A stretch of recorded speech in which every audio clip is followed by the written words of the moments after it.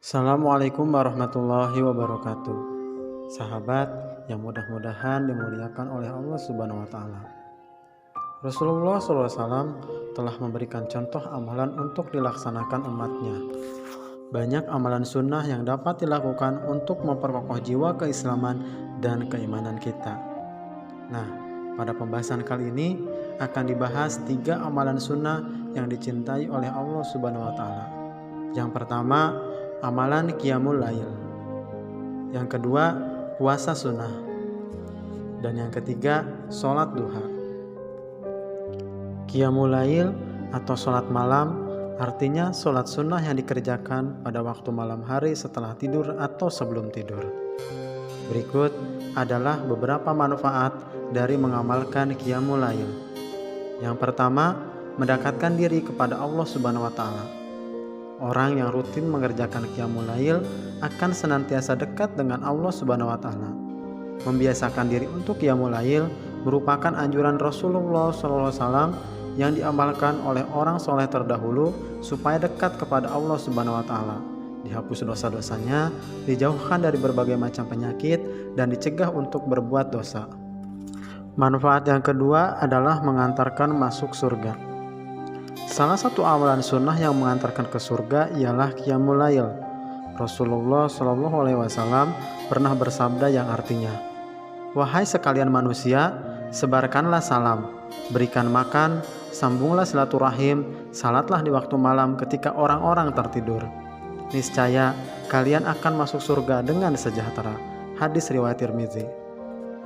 Amalan sunnah yang kedua adalah puasa sunnah.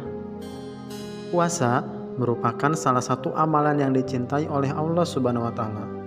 Allah Subhanahu wa Ta'ala menjanjikan keutamaan dan manfaat besar bagi yang mengamalkannya. Melatih membiasakan puasa sunnah memiliki manfaat yang sangat dahsyat untuk bekal di dunia maupun di akhirat. Adapun beberapa macam puasa sunnah yaitu sebagai berikut. 1. Puasa Syawal. Puasa Syawal merupakan ibadah puasa sunnah yang dikerjakan pada bulan Syawal. Ibadah puasa sunnah ini dilaksanakan selama 6 hari pada bulan Syawal. 2. Puasa Arafah. Puasa Arafah adalah puasa sunnah yang dilaksanakan sehari sebelum Hari Raya Idul Adha, tepatnya tanggal 9 Zulhijjah. Puasa Arafah 9 Zulhijjah memiliki keutamaan yang besar. Dari Abu Qatadah, Nabi SAW bersabda, "Puasa Arafah dapat menghapuskan dosa setahun yang lalu dan setahun yang akan datang. Puasa Asyura 10 Muharram akan menghapuskan dosa setahun yang lalu." Hadis riwayat Muslim. Yang ketiga, puasa Asyura. Puasa Asyura adalah puasa sunnah yang dilakukan di bulan Muharram atau tahun baru umat Islam. Puasa Asyura dilakukan di tanggal 10 Muharram. Dari Abu Hurairah radhiyallahu an, dia berkata, Rasulullah SAW bersabda yang artinya, "Seutama-utama puasa setelah Ramadan ialah puasa di bulan Muharram, dan seutama-utama sholat sesudah sholat fardu ialah sholat malam." Hadis riwayat Muslim. Yang keempat, puasa Senin dan Kamis. Puasa Senin dan Kamis merupakan hari yang spesial. Suatu ketika, seorang sahabat bertanya kepada Rasulullah, "Ya Rasulullah, kenapa engkau berpuasa pada hari Senin dan Kamis?" Seketika Rasul pun menjawab, "Ketahuilah saudaraku, hari Senin dan Kamis adalah hari di mana aku dilahirkan. Hari aku diutus dan di hari itu wahyu diturunkan untukku." Hadis riwayat Muslim, Ahmad, dan Abu Daud. Yang kelima, puasa Yaumul Bid. Puasa Yaumul Bid ialah puasa sunnah pada hari ke-13, 14, dan 15 bulan Hijriah. Puasa Yaumul Bid memiliki beberapa keutamaan, salah satunya pahala yang sangat besar. Dari Abdullah bin Amr bin Al-As, Rasulullah SAW bersabda yang artinya, "Puasa pada 3 hari setiap bulannya adalah seperti puasa sepanjang tahun." Hadis riwayat Bukhari. Yang keenam, puasa Daud. Puasa Daud dilakukan dengan cara berselang-seling, yaitu berpuasa pada 1 hari dan tidak berpuasa pada hari berikutnya. Begitu pula seterusnya. Puasa Daud bisa dilakukan kapan saja termasuk hari Jumat, kecuali pada hari yang diharamkan untuk berpuasa, seperti 1 Syawal, 10 Zulhijjah, dan hari Tasyrik. Keutamaan dari puasa Daud dijelaskan pada hadis berikut.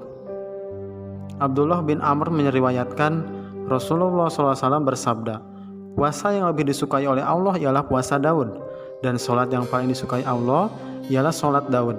Beliau tidur 1/2 malam, bangun 1/3-nya, lalu tidur 1/6-nya. Beliau berpuasa 1 hari, lalu berbuka 1 hari.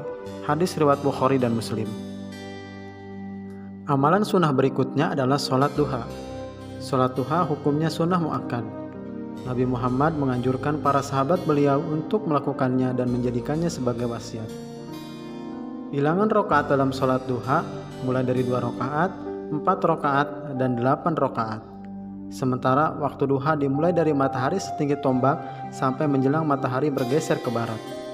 Dari Abu Hurairah radhiyallahu anhu berkata, yang artinya, kekasihku Rasulullah SAW telah berwasiat kepadaku untuk puasa 3 hari setiap bulan, 2 rakaat duha, dan salat witir sebelum aku tidur. Demikian pembahasan mengenai amalan sunnah. Mudah-mudahan kita selaku umat Rasulullah diberikan kemudahan dan kesehatan untuk melaksanakan segala amalan sunnah yang dicintai oleh Allah Subhanahu wa Ta'ala. Billahi taufiq wal hidayah. Wassalamualaikum warahmatullahi wabarakatuh.